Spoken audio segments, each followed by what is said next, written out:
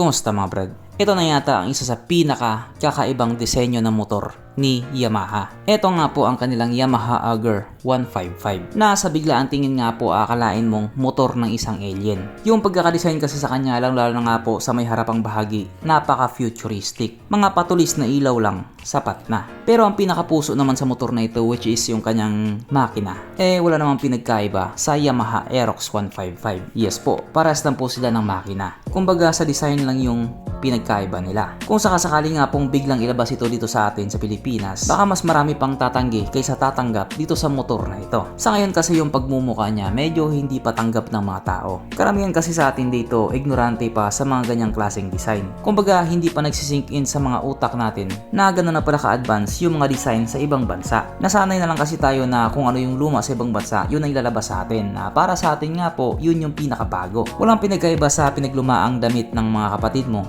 tapos binigay sa'yo.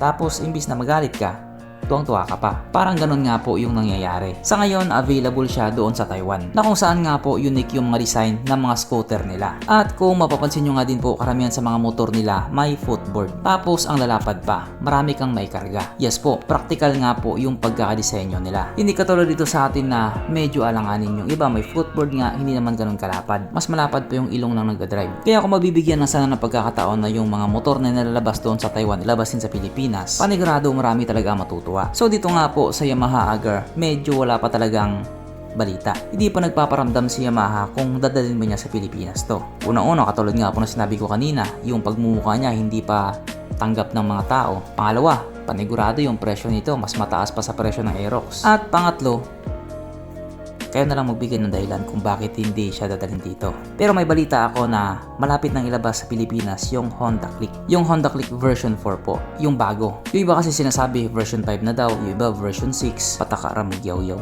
Ayon nga po sa aking source, baka mga May daw.